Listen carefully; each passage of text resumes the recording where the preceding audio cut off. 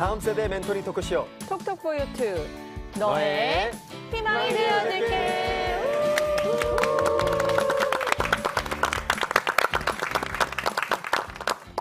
각 분야의 전문 멘토들이 다음 세대에게 멘토링을 해주는 아주 특별한 토크쇼. 오늘도 다음 세대의 어깨를 툭툭 두들겨 주실 전문 멘토님들 자리해 주셨습니다. 반갑습니다. 반갑습니다. 네, 어서 오세요. 네.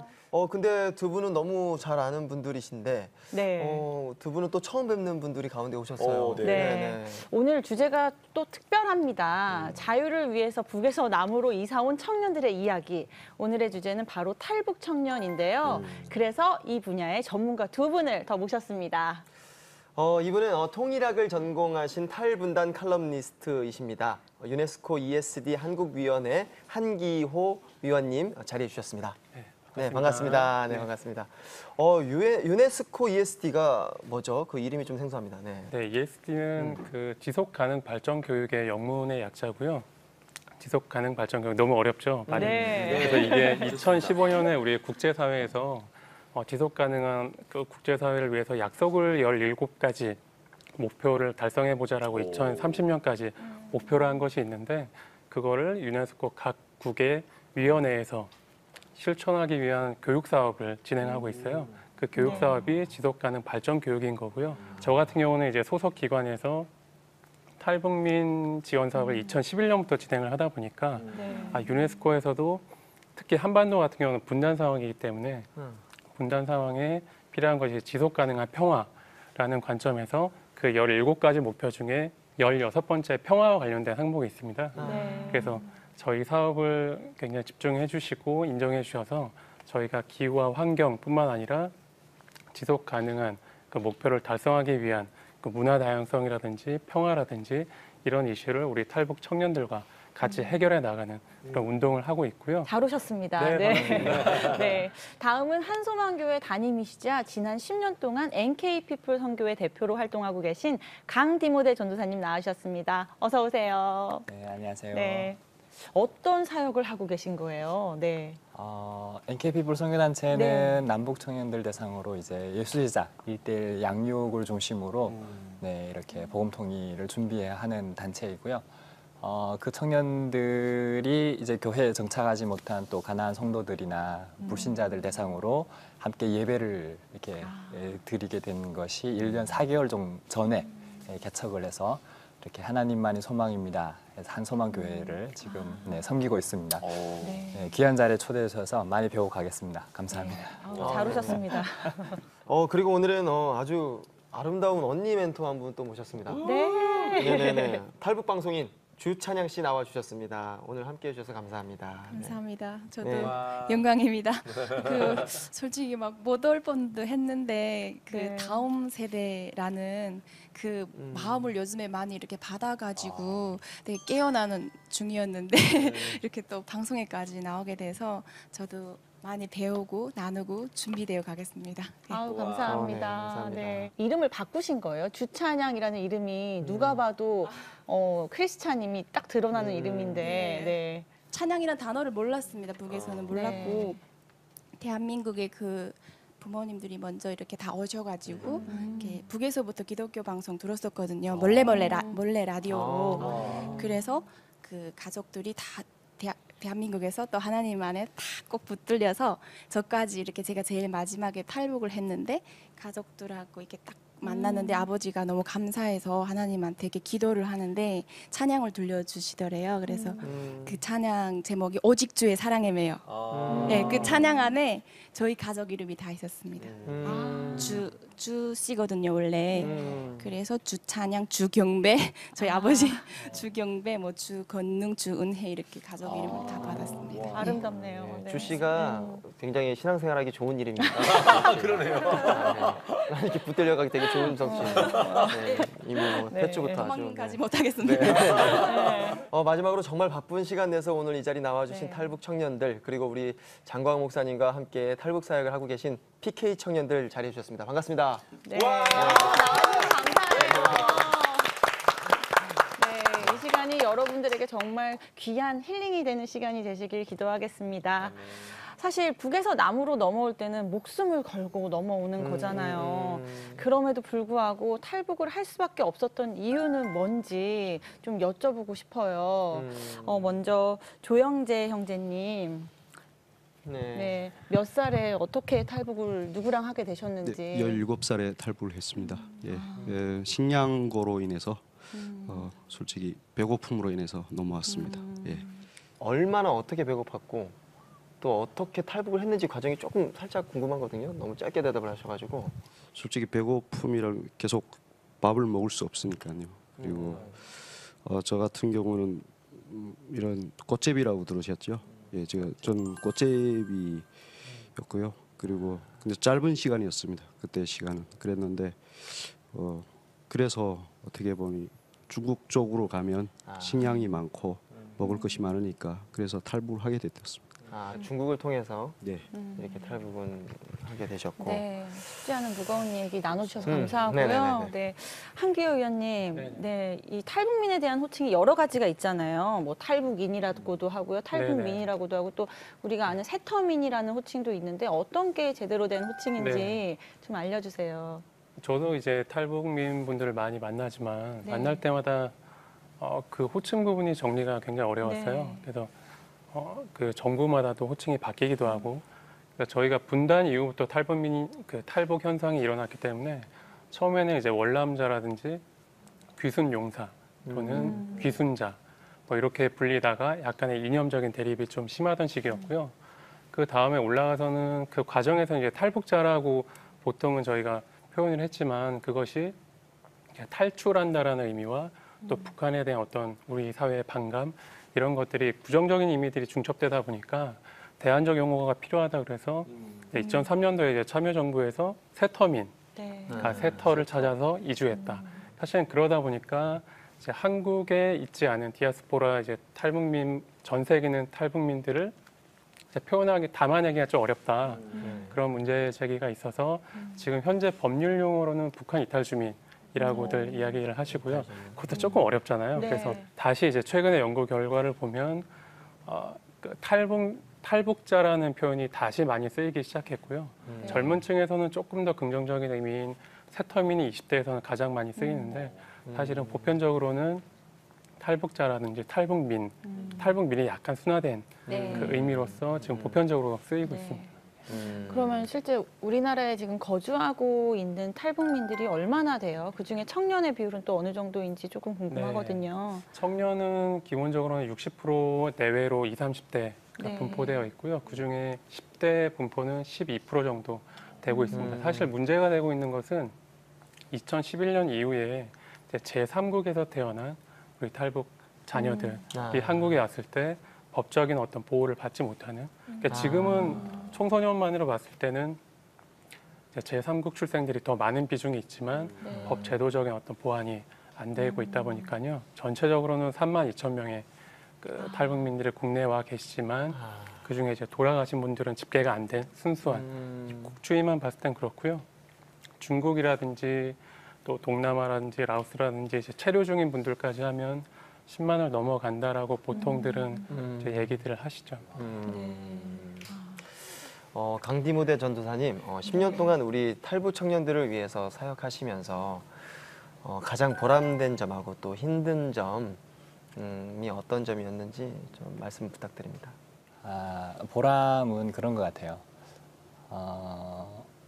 소망이 없는 사람이 죽고 싶다라고 이랬던 청년들이 살아야 할 그 이유를 모르고 내가 왜 살아야 되는지를 모르겠다라고 하던 청년들을 만났을 때 어떻게 이 친구들에게 이 소망이라고 하는 이 빛이라고 하는 이 예수라고 하는 이 부분들을 잘 전달할 수 있을까? 이게 말로 해서 되는 게 아니고 뭔가 줄 수 있는 것도 아니고 그래서 이제 결국은 친구가 되는 방법부터 시작해서 하나하나 관계적인 부분으로 접근을 하고 이렇게 하다 보니까 결국 이들에게 있어서 이제 복음을 전하게 되고 그렇게 막연했던 친구가 결국은 나중에 예수님을 만나고 나서 소망을 가지게 되고 더 나아가서 이 친구가 자기가 만난 그 예수님에 대해서 또 다른 사람에게 복음을 전하고 이렇게 양육하는 모습을 보면서 아, 이게 막 감격이 새롭고 눈물 나고 제 와이프도 안 믿는 아내를 만나서 결국은 제 와이프가 지금 다른 사람들을 위해서 복음을 전하고 있거든요. 네. 양육하고 있는데 제 아내를 봐도 막 눈물 나고요. 좀 안타까운 게 좀 힘든 거는 그러니까 어떤 사람들은 그렇게 잘 따라오는 사람들이 있는데 어떤 사람들은 또 다시 세상으로 나가고 다시 이렇게 정말 그러니까 멀리 가는 경우가 있어요. 그럴 때 언제까지 우리가 이들을 위해서 기도하고 품고 사랑해야 되나? 그러니까 저도 이 사람인지라 이 한계가 있거든요. 지금도 그래서 이제 그 어서 도라마오노 이런 찬양이 있듯이 뭐 멀리 갔더니 막 이런 있잖아요. 그러니까 그런 마음을 가지고 지금도 이제 기도하면서 기다리는 친구들이 많이 있습니다. 그래서 세상이 마냥 좋은 건 아니잖아요. 그래서 그 친구들 위해서 기도하고 있습니다. 아, 정말 와닿는 게 그 청년들 위해서 막 사역할 때 막 사랑해준 만큼 또 이제 그 사랑을 전하는 청년들이 됐을 때 진짜 보람됐을 것 같아요. 막, 네, 느껴집니다. 그 보람이. 네, 차영아 목사님. 네. 좀 어려운 질문을 드려보겠습니다. 왜 하나님께서 그들을 남한으로 먼저 보내셨을까요? 하나님께서 그들을 향한 뜻이 무엇일까요? 네. 오늘 탈북하신 우리 청년분들 뵈니까 그 뜻을 너무 정확하게 명확하게 좀 알 수 있는 것 같아요. 마중물이 되기를 원하시는 아버지의 뜻이 있지 않나라는 생각을 해봅니다. 마중물이라는 것은요. 물이 쏟아나기 전에 한 바가지 물이 필요해요. 그 물을 부어야지만 물이 쏟아납니다. 먼저 하나님께서 탈북하게 하시고 내가 계획을 했든 하지 않았든 때로는 환경고에 의해서 내가 너무 힘들어서 하지만 모든 것들 하나님의 섭리거든요. 하나님께서 가장 좋은 때에 남한에 먼저 보내셔서 남과 북의 통일이라는 큰 열매를 이루기 위해서 여러분들을 먼저 보내신 거예요. 어떤 역할을 하기 위해서? 남과 북의 가교 역할을 하기 위해서요. 마태복음 5장 9절 말씀에 이러한 말씀이 있어요. 화평케 하는 자는 복이 있나니 하나님의 아들이라 일컬음을 받을 것이라. 우리 인간과 하나님 원수가 됐었어요. 근데 우리 예수 그리스도로 인해서 바로 인간과 하나님의 관계를 회복시킨 것처럼 지금은 남한에 있는 사람들, 북한에 있는 사람들, 뭐 윗동네 아랫동네로 이야기할까요? 윗동네에 계신 분들, 우리 아랫동네에 계신 분들은 서로에 대한 많은 편견이 있어요. 또 서로가 하나 되기 위해서는 누군가는 중간 화해자 역할을 좀 해야 되거든요. 하나님께서 그 화해자 역할을 좀 그 사명을 해서 여러분들 하나님께서 쓰시기 위해서 먼저 보내시지 않았나라는 생각이 들고요. 그 화해자 역할은 미랄되는 역할, 희생되는 역할이거든요.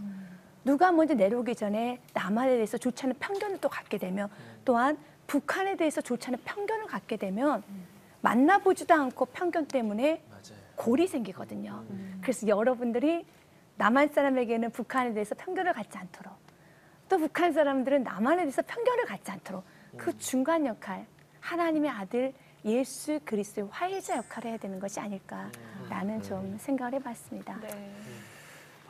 우리 장광 목사님, 네. 그 PK도 그 탈북민 사역을 하셨다면서요? 네, 마중물 화해자입니다. 네네, 그러니까요. 네. 네. 어떤 사역을 하셨는지 한번 참 말씀. 재밌는 것 같아요. 저희가 뭐 탈북한 친구들을 위해 사역을 하겠다는 마음 먹는다고 되는 일은 아니잖아요. 네. 그런데 마음은 있었을지라도 되지 않았다가 제가 참 하나님 실수도 사용하신다는 게 제가 그 코스타라고 하는 집회에 이제 네. 북경 지역에 가서 북경을 축복합니다 이래 되는데 제가 실수를 해가지고 북한을 축복합니다 이런 거예요. 중국에서. 그거 되게 위험하거든요. 막 공안들도 와서 뒤에서 감시도 하고 막 그러는데 제가 실수해서 끌려가는 줄 알았어요. 기분상 분위기가. 근데 그걸 끝나고 저녁 때쯤 돼서 어떤 분이 저를 찾아오셨어요. 그 집회 안에 숨어서 예배드리던 북한 친구들이 있었던 거예요.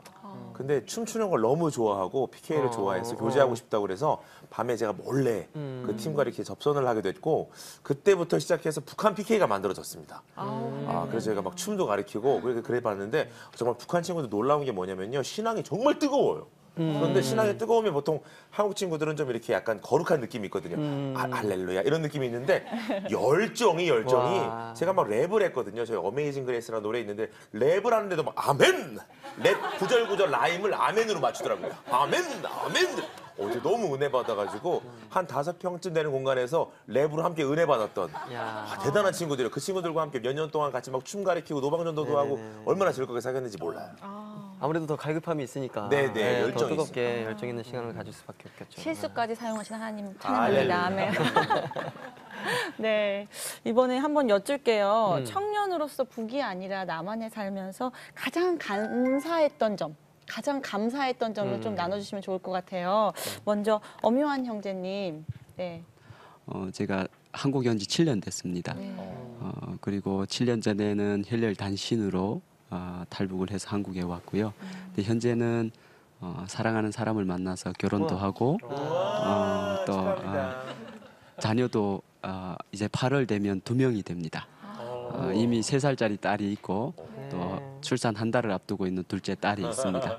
이렇게 한국에 와서 하나님을 만나게 되면서 신앙 안에서 또 좋은 배우자를 만났고 또 신앙 안에서 또 자녀들 낳아 키우면서 참 가장 행복한 것 하나를 뽑아서 말하라고 한다면 그 모든 가정 가운데서 하나님이 찾아와 주시고 만나 주셨기 때문에 그러한 감사의 제목들이 수없이 생겨났다. 이렇게 고백할 수 있을 것 같고요. 그래서 지금은 너무 행복한 삶을 살고 있는 사람 중에 한 명입니다. 제가 공부할 수 있고 그러고 꿈꿀 수 있는 것 같아요. 그러니까 하나님을 만나기 전에 이제 중국에서 저도 만났어요. 네, 그때는 이제 갖고 싶은 거 그리고 달라는 기도밖에 안 했어요. 근데 이제 한국에 오면서 기도 이제 제목이 그 뭐지 꿈꾸는 꿈이 있게 해달라는 그런 기도 같아요. 그래서 저는 제일 좋았던 게 꿈이 있다는 게 제일 좋았습니다. 아이고. 너무 왜 이렇게 와닿지? 너무 마음이 뭉클해서 근데 어떤 말을 해야 될지. 우리가 너무 당연하게 생각했던 네. 것들 있잖아요. 뭐 이렇게 아이 낳은 것도 그렇고 맞아요. 결혼도 그렇고 꿈꾸는 것도 그렇고 그냥 이 사랑하는 이 자체를 내 인생 사랑하고 이렇게 가족끼리 사랑하는 이 자체를 마음껏 할 수 있다는 게 감사하다는 그냥 그 얘기거든요. 이게 혹시 고민은 없어요? 지금? 고민은 아직 생각하지 못했는데 그런 것 같아요. 그러니까 순진한 마음 그런 마음이 항상 있었으면 좋겠어요. 그러니까 한국 사회 아이고. 한국 사회에서 이제 살면서 경쟁하잖아요. 그러니까 그런 하나님을 처음 믿었던 그런 순진한 마음이 없어지는 것 같아요. 그러면서 그 경쟁 사회에 이제 부닥치면서 그 순진했던 마음마저 없을까봐 제일 그게 기도 제목이었어요. 지금 그 온유 자매님이 우리 모두를 좀 순진하게 만들어주고 있어요. 진짜. 진짜. 감사해요. 우리가 놓쳤던 거 살려주는 것 같아서. 네네네. 톡톡포유 오늘 주제는 탈북 청년입니다. 자유를 찾아서 이사를 온 탈북 청년들. 그러나 꿈에 그리던 남한 생활이 결코 쉽지만은 않았을 텐데요. 네, 그들의 고민 이야기가 오늘도 전국에서 톡톡포유 제작진 앞으로 배달되어 왔습니다. 페이스북과 유튜브, 인스타그램으로 배달된 여러분의 사연들 함께 나눠보겠습니다. 첫 번째 사연은 페이스북을 통해서 보내주셨는데요. 제가 소개를 해드리겠습니다. 네. 가치관 혼란이라고 적어주셨는데요. 저는 2년 전 탈북한 29살 청년입니다. 한국에 온 지 얼마 되지 않아서인지 북한의 사상이 아직 강하게 주입된 상태라서 한국 사회의 가치관을 받아들이기 좀 혼란스러웠어요. 최근에 고졸 검정고시를 보고 내년에는 대학교 입학을 준비하고 있는데요. 자기소개서를 쓸 때 나의 장점에 대해서 써야 하는데 저는 여태까지 칭찬이라는 것은 당에 대한 충성심을 보이는 것밖에 없었어요. 그래서 저의 장점이 무엇인지 모르겠어요. 북한에 있었을 때는 말을 할 때도 글을 쓸 때도 마지막에는 늘 당에 충성을 다하겠다는 식으로 해야 해서 요즘 그 혼밥, 욜로 같은 문화는 받아들이기가 너무나 어려워요. 그리고 북한에서는 이성친구와 손을 잡고 다니는 것은 드문 일인데 한국은 공공장소에서도 스킨십이 많이 개방적인 것 같아요. 그래서 연애를 하는 것도 무섭고요. 한국의 이런 문화에 잘 적응을 해야 할 텐데 그런데 교회에서는 이 세대를 본받지 말라고 하고 무엇이 좋은 곳이고 맞는 것인지 시간이 갈수록 혼란스럽습니다. 한국의 문화를 어떻게 하면 잘 받아들일 수 있을까요? 네, 참. 한국의 남한의 청년들도 이런 고민을 할 수 있어요. 사실 2세대를 본받지 말라 뭐 이런 그렇죠. 얘기들 교회에서 하니까 근데 얼마나 혼란스럽겠어요. 네. 너무 진심인 거지 이분은. 그쵸. 너무 진심인 거야. 네. 같은 민족이지만 다른 문화로 가치관의 혼란을 느끼고 있는 29살 청년의 고민 사연인데요. 위원님, 이 문제는 네. 가장 큰 고민 중에 하나일 것 같은데 좀 멘토링 부탁드리겠습니다. 예, 사실 조금 전에 이제 온유자매님 그래서 순진함을 지키고 싶다라는 부분들 사실 한국 사회에서 청년들이 어울리다 보면 너 순진하다 이렇게 얘기하면 안 좋은 의미로 굉장히 약지 못했다 뭐 이렇게 사용되기도 하는데 그 순진함을 계속 지켜가려는 노력들이 좀 필요한 것 같아요. 당연히 시간이 좀 필요한 부분들이고요. 한국 사회에 오다 보면 이제 정착 시설인 하나원에서 12주 정도 교육을 받으시지만 뭐 은행에 가서 신용카드도 한번 긁어보고 이러한 연습들이 굉장히 단시간 내에 또 진행이 되고 학력 단절의 시간들을 또 빨리 극복해야겠다라는 조급함이 사실은 우리 사회가 지향하는 어떤 그 성공 지표, 그다음에 뭐 돈을 많이 번다든지 권력, 명예를 성취하는 그런 거에 대한 조급함으로 자꾸 나타나기 때문에 사실 북한 출신임에도 불구하고 그걸 커밍아웃하지 못하는 그 커밍아웃을 해도 문제가 생길 때가 있고 주변에서 이제 포용해주는 경우가 있을 수도 있고요. 다만 제가 봤을 때는 긍정적인 경우들이 사실 정체성을 확립을 하고 본인에게 맞는 꿈을 찾아가는 데 시간을 좀 많이 투자하시는 게 도움이 되지 않을까 싶은데 자기의 꿈을 찾아가는 케이스들은 그 과정에서 북한 이탈 주민임을 오픈을 하더라도 자기 스스로에 대한 어떤 중심이 잡혀 있는 경우가 있기 때문에 충분히 주위의 시선이라든지 이런 부분들을 극복할 수 있는데요. 사실 동굴 속에 계속 숨어 있다 보면 계속 작아지고 위축되고 그러거든요. 악순환이 반복되기 때문에 기본적으로는 이제 우리 사회에서 본받지 말라고 한 그 부분은 어떤 세상 목표에 같이 따라가다가 넘어지지 말라라는 그런 취지로 해석을 하시면 될 것 같고요. 그래서 너무 조급함을 갖지 않고 주변에 좋은 멘토 한두 분을 두시면서 시간을 갖고 꿈을 쫓다 보면은 사실은 가치관의 혼란이라든지 내가 좀 약한 부분들이라든지 이런 부분들을 조금씩 개선해 나갈 수 있지 않을까. 제 경험상으로는 그렇습니다. 아니 여기서 강디모데 전사님께서 좀 도와주세요. 그러니까 이 청년들이 넘어와서 그 가치관의 혼란도 왔는데 거기다가 종교 문제까지 더해지니까 더 어려운 거잖아요. 그러니까 이 한국 교회가 이 청년들에게 어떻게 도움을 줄 수 있을지 좀 조언 좀 부탁드립니다. 네. 사실은 북한에서 그러니까 우리 탈북 청년들을 이해하기 위해서는 먼저 북한을 이해하는 게 중요합니다. 북한에서는 어떤 유물론적 관점에서 결국 개인의 권리보다는 집단주의 속에 결국 주체사상이라고 하는 부분들로 어떤 자기를 정립시키잖아요. 자기 운명의 주인은 자기 자신이고 자기를 개척할 힘도 자기에게 있다라고 하는 부분들인데 이게 좀 더 발전이 되면 모든 것 위에 인민이 있고 인민 위에 수령이 있다. 그래서 수령 중심으로 모든 것들이 세계관들이 고착이 되는 거예요. 그렇게 교육받아왔던 것들이 한순간에 사라지진 않아요. 그러니까 이 혼란스러움의 연속이라고 봐요. 그러니까 모든 탈북민들은 결국 북한에서 속고 살았는데 여기 와서 누구를 믿어야 한단 말이냐. 이 부분으로 이제 직결이 돼요. 그래서 저를 만날 때도 대부분 하나님이 정말 계시냐. 하나님이 정말 계신다면 나 당을 위해서 충성했듯이 하나님에 충성하겠다 이렇게 얘기를 해요. 근데 저는 그 말 들으면 너무 마음 아파요. 더 마음이 아파요.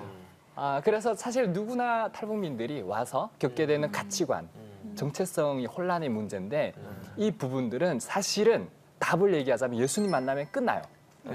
근데 그 예수님 만나기까지의 과정이 너무 어려워요. 사실은 이 부분들을 교회는 도와줘야 돼요. 예수님을 만날 수 있도록. 그러니까 교회는 어떻게 이 탈북민들에게 예수님의 이 사랑을 전할 수 있을까? 이 부분을 가지고 고민하고 기도하시고 정말 막 오랫동안에 이 부분 가지고 친구가 되고 다양한 방법론을 펴야 되는 거죠.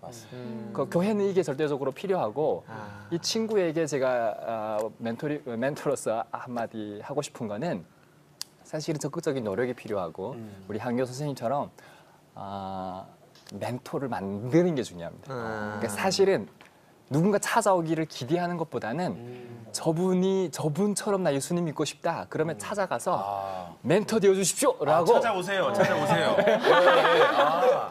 얼마나 많습니까 여기? 네, 여기 목사님도 계시고 찾아가서 멘토로 삼아 주십시오. 그러면 정말 밥 사주면서 복음 전하면서 예수님이 무엇인지 이 부분들 사실 이런 좋은 분들 옆에 있으면 사실은 금방 이 부분들을 이런 고민들을 해결받을 거라고 저는 생각합니다. 이번에는 한국에서 갖게 된 그 신앙이 탈북민으로서 고민과 갈등에 어떤 영향을 미쳤는지에 대한 이야기들을 함께 들어보고 싶은데요. 오늘 이 자리에 탈북 신학생이 2분이나 계시다고 해요. 어디 계시죠? 네, 먼저 그래 보였어요. 네, 엄유한 형제님 먼저 이야기 좀 해주세요. 사실 저는 신앙을 가지기 이전에 복음을 접했을 때 사실 더 많은 갈등에 빠졌습니다.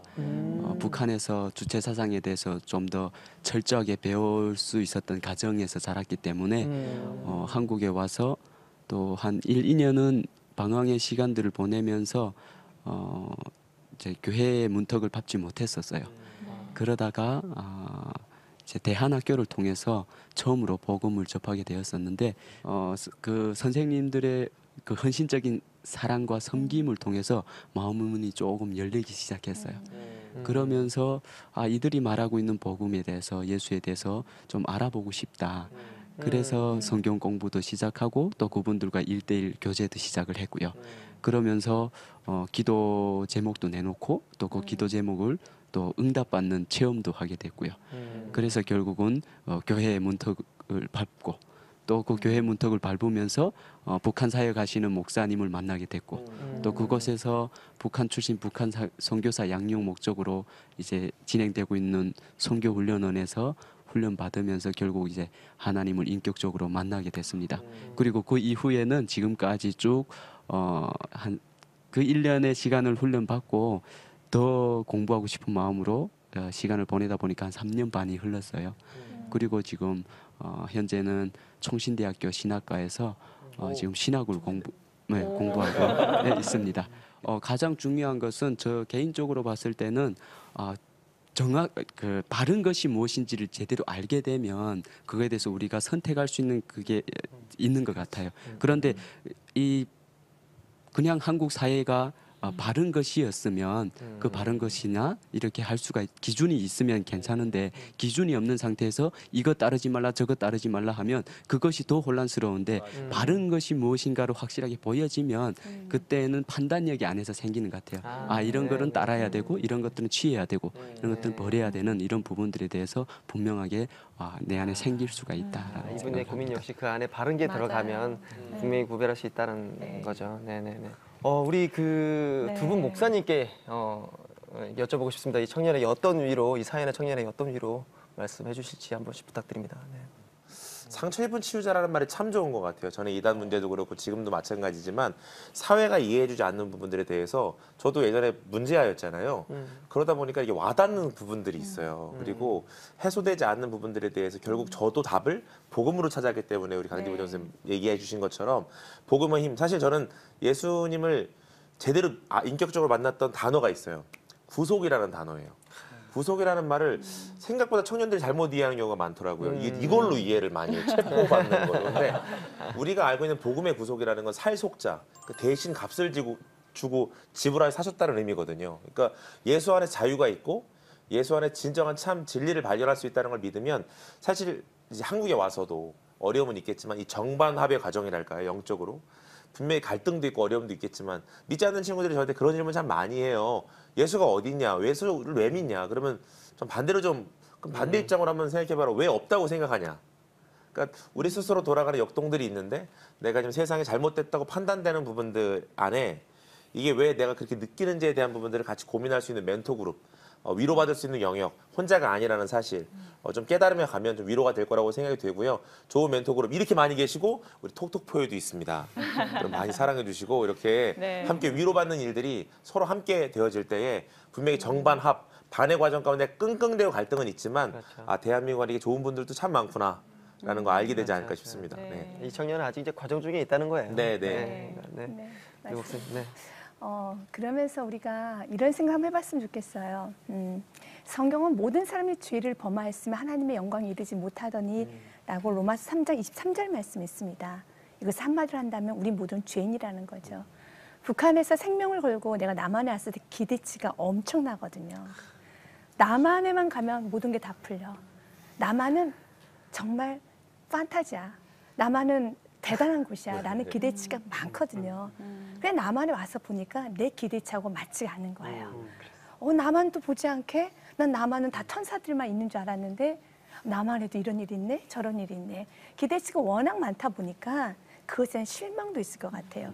제 개인적인 에피소드를 한번 이야기해 드리면 제가 유학 시절에 갔을 때 저는 한 번도 미국이라는 나라를 가본 적이 없어요. 여러분들이 남한에 와본 적이 없는 것처럼 저도 한 번도 가본 적이 없어요. 그런데 공부하기 위해서 유학을 갔어요.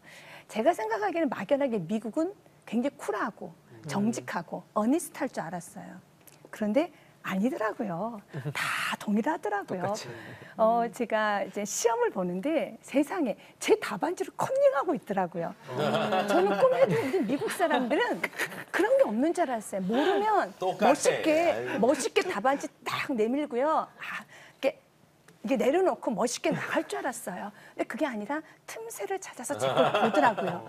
그러면서 깨달았어요. 저는 미국에 대한 로망이 있었어요. 왜 한 번도 가보지 않았기 때문에 왠지 미국 사람은 쿨해. 미국 사람은 어니스트해. 그런 게 있었는데 그렇지 않더라고요. 우리가 살다 보면 민낯이 보이게 돼요. 교회 안도 마찬가지예요. 교회는 성화되어가는 과정에 있는 사람들이 모이거든요. 그러다 보면 민낯이 보여지게 돼요. 그런데 그 민낯도 있지만 그러나 그 안에 예수 그리스도가 있기 때문에 우리는 변화되어가는 과정입니다. 이것은 꼭 북한에서 탈북하신 분들만 고민이야. 우리들도 그래요. 예수 그리스도 만나고 나면 이제는 난 세상 어떻게 살지? 예전엔 죄로 느껴지지 않았던 거 다 죄로 느껴지거든요.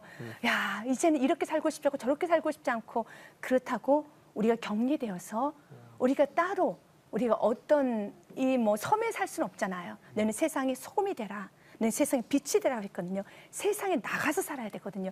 거기서 우리에게 필요한 거는요. 복 있는 사람 기준입니다. 내 안에 말씀의 기준이 있어야 돼요. 시편 1편 1절 말씀 중요한 말입니다. 복 있는 사람은 악인의 길을 따르지 아니하고 죄인의 길에 서지 아니하고 오만한 자리에 앉지 아니합니다. 이것은 분별해야 돼요. 내가 어느 자리에 내가 따라야 될 것인가, 내가 어떤 옷을 입고 따라가야 될 것인가, 내가 어떤 말투를 써야 될 것인가, 내가 어떤 모임을 가야 될 것인가, 내가 어떤 사람들과 교제해야 될 것인가는 여러분만의 고민이 아니라 저의 고민이기도 하고요. 우리 모두의 고민이기도 해요. 그때 분명한 말씀의 기준이 있죠. 넌 이 세대를 본받지 말라라는 기준이 있어요. 그 기준을 가지고 내가 만나야 될 사람과 좀 거리를 둬야 될 사람, 내가 따라가야 될 몸짓과 그렇지 않아야 될 거, 내가 따라가야 될 말투와 그렇지 않아야 될 거. 그러면 예수님은 어떤 말투를 쓰셨나? 겸손한 말투를 쓰셨지. 예수님은 어떻게 하셨나? 항상 거룩하게 사셨지. 예수님은 어떻게 하셨나? 항상 섬기셨지. 라고 내 안에 예수님은 어떻게 하셨을까를 항상 퀘스천 해보는 거예요. 물어보는 거예요. 그리고 한번 여러분들이 살아가면 어떨까라고 조언해드리고 싶어요. 네, 감사합니다. 네. 이번에 주찬양 씨는 이 청년에게 어떤 멘토링 해주시고 싶은지. 예, 저도 사실 대학생입니다. 학부생이거든요. 그래서 너무나도 이렇게 현실적인, 또 솔직하게 이렇게 솔직하게 조언을 이렇게 구하는 그런 모습이 너무 좋은 것 같습니다.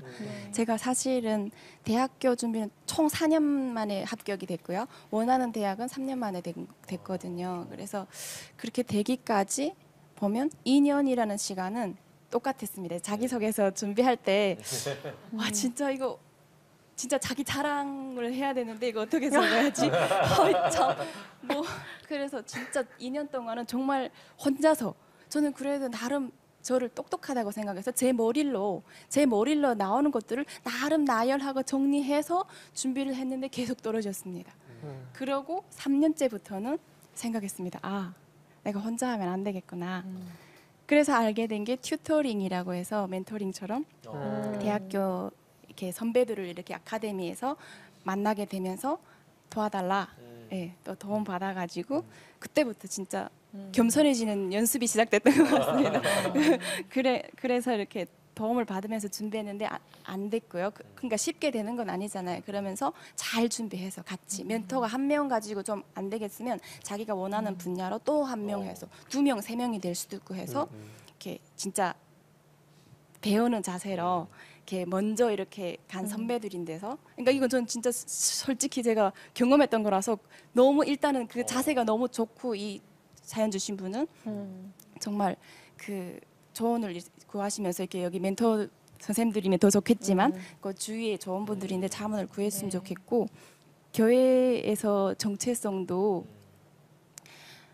그 일단은 교회에 사람을 보고 가거나 누구에 관심 받으려고 가는 게 아니라 진짜 예수님 한 분만 복음 하나만 생각하면서 가셨으면 좋겠고 교회 안에서도 진짜 가지고 있는 그런 고민들 있지 않습니까? 우리가 진짜 영적이어야 되는데 혼적이어 가지고 다 고민하고 갈등하고 끌려다니고 하는 거지 않습니까? 그래서 이 사연 주신 분도 정말 자기 머리 가운데 이런 혼적인 생각들 그런 데 끌려다니지 마시고 다 내려놓고 진짜 깊이 하나님 안에 딱 거해 가지고 그 묵상하면서 잘 이렇게 해나갔으면 좋겠습니다. 너무 잘 되실 것 같아요. 일단 시작이.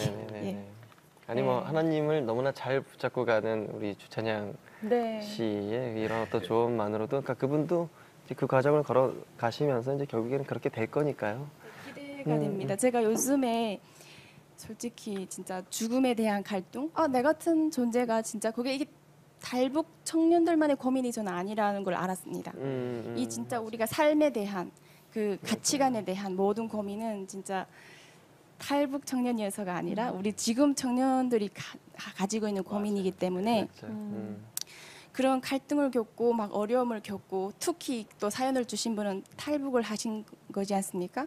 이 탈북을 솔직히 대한민국에 있는 수능을 준비한 청년들이 탈북을 했습니까? 아니지 않습니까? 근데 이 하나님께서 이분이 우리 같은 이런 벌레보다 못한 생명체가 대한민국에 오기까지 개입해 주시고 이렇게 숨쉬게 해주시고 또 고민을 하게 해주시고 그런 게 다 하나님의 섭리지 않습니까? 얼마나 스페셜한 사람들입니까? 그래서 이분도 정말 정체성 나는 정말 교회 누구의 생각에 끌려다니는 자가 아니라 진짜 하나님이 나의 생명을 간섭해 주시는 정말 스페셜한 자야 라는 그런 생각으로 진짜 그 꿈을 가지고 기대하면서 그렇게 하면서 꼭 성공했으면 좋겠습니다. 진짜 아름다운 고민, 아름다운 어떤 갈급함인 것 같아요. 우리가 응원하면 될 것 같아요. 그 혹시 이 청년분들 중에서 우리 멘토님들 중에 이제 질문하고 싶은 분 안 계세요? 네. 나는 이 멘토님께 이 질문을 하고 싶다. 네네. 지금 포스트 모던 요즘이 포스트 모던 시대잖아요. 그러니까 가치관이 뭐 절대적인 가치관이 없고 그리고 모두가 주장하는 게 옳고 이런 속에서 복음이라는 절대 가치를 들고 이 세상에 살아가야 될 저도 신앙인으로서 청년들이 어떻게 하면 영향을 받지 않고 진짜 복음만 절대 가치관으로 생각하면서 살 수 있는지에 대해서 묻고 싶습니다. 예. 포스트 모더니즘에 대해서 우리가 좀 한번 고민하기 위해서는 모더니즘을 먼저 봐야 될 것 같아요. 그건 이성, 합리성, 객관적인 거. 그래서 내가 이성적으로 이해가 되지 않으면 또한 객관적이지 않으면 또한 합리적이지 아니하면 다 인정하지 않았어요. 그게 모더니즘 시대입니다. 그런데 이성으로 합리적으로 되지 않는 것들이 너무너무 많은 거예요. 거기서 나온 것이 포스트 모더니즘이에요. 그러다 보니까 이제는 진리라는 건 없다. 어떤 사람에게 있어서는 이 사람이 그게 좋지만 내가 있어서는 안 좋을 수도 있거든요. 그래서 지금 우리 요즘 세대들이 그렇습니다. 너 왜 그렇게 했어? 그냥 이게 답이에요. 내가 좋으면 좋고 내가 싫으면 싫은 거예요. 네가 그걸 믿으면 오케이. 너가 엔조이하면 오케이. 너가 즐거우면 오케이. 결국 이것은 사사시대 보면 자기의 소견에 옳은 대로 행하였더라. 그거거든요. 그럼 우리 사사시대 너무 잘 알아요. 자기의 소견에 옳은 대로 행하였더라. 그 끝이 무엇이었습니까? 망하는 길이었거든요. 그럼 우리는 이 시대 살아가면서 내 소견, 내가 왕이 되어서 내 감정이, 내 이성이, 내 경험이, 내 생각이 왕이 되어서 주인이 되어 살아가는 것이 아니라 내 안에 주인이 있다는 걸 분명히 인식해야 돼요. 이 포스트 모더니즘은 진리가 없는 이 세대를 살아가는 데 있어서 우리 형통의 삶을 살고 난다면 내 안에 중심에 내가 왕인가 아니면 예수 그리스도의 다스림, 통제를 받고 있는가. 이걸 조금 더 정확하게 말하면 내 안에 계신 성령님의 다스림, 통제를 받고 있는가를 분명히 점검해야 돼요. 성령님께서 나에게 말씀하시는데 내 마음대로 가요. 그렇게 살면 안 되는 거예요. 성령님의 다스림, 성령님의 통제를 받는 거죠. 이것을 우리가 한마디로 하면 성령 충만이라고 하잖아요. 이건 뭐 탈북 청년뿐만 아니라 우리 모두에게 필요한 거예요. 성령 충만이 필요해요. 성령 충만은 성령의 다스림을 받아서 내 감정대로, 내 의지대로 하고 싶은데 성령께서 그만하면 그만하는 거예요. 이게 진리이기 때문에 이미 성령님의 말을 들어야 되는 게 진리예요. 자기의 소견에 옳은 대로 행하는 것이 아니라 우리 성령께서 이끄시는 대로. 이 성령님은 진리의 영이시기 때문에 말씀을 이끄는 대로 그 말씀을 기준 삼고 나아갈 때 그 길은 형통의 길이고 결국 그 형통이라는 건 세상에 말한 석세스, 성공을 말한 것이 아니라 그 형통은 하나님께 영광이 되는 겁니다. 네. 그러니까 들으면서 그 여러 가지 많은 생각이 들었는데 우리 원유 자매님도 어떻게 우리가 선함을 유지할 수 있느냐. 근데 사실 제가 날마다 매일매일 몸부림치는 것 중에 하나가 이 부분입니다. 하나님 앞에서의 낮아짐, 겸손함, 신실함. 우리는 그 하나님에 대한 속성에 이르러 가도록 예수 그리스도 안에서 성장해야 되는데 장성한 분량에 이르도록 예수님을 닮아가야 되는데 그 부분 오직 말씀밖에는 없다고 저는 생각합니다. 그래서 청년이 무엇으로 행실을 깨끗해 하려 오직 주의 말씀을 지킬 따름이다라고 하는 시편의 말씀. 우리가 이렇게 하나님 앞에서 예배자로 말씀 붙들고 살아간다면 하나님이 우리를 반드시 선하도록 그 선함을 하나님이 지켜주실 거라고 저는 믿어요. 대한민국에 왔을 때 놀랐던 점을 하나를 짚을 수 없습니다. 한국 언어라고 하지만은 이해 못하는 부분이 너무 많아요. 밤에 이렇게 나갔는데 불빛이 다 이렇게 많고 이 불을 진짜 북한에 조금이라도 보내줬으면 얼마나 좋을까 생각. 우리 사회 소시민으로서 인정하는 연습. 지극히 정상적인 거니까 우리가 그 부분에서 친구가 되었으면 좋겠다. 많은 고난과 역경들이 있었지만 시편 119편 71절 말씀처럼 고난당한 것이 내게 유익이라. 복음을 절대 가치로 가져. 같은 삶을 겪으신 멘토분들이 여기 또 계셨네요. 다시 북한에 가서 자기가 알고 있는 진리인 복음을 꼭 전하겠다고 항상 늘 나눴었던 친구들이 하나님께서 원하시는 것은 하나님의 사람들을 통해서 나라를 이끌어 가시거든요. 남과 북이 아니라 그때부터 소통이 가능하지 않을까. 우리 함께 그게 같이 가야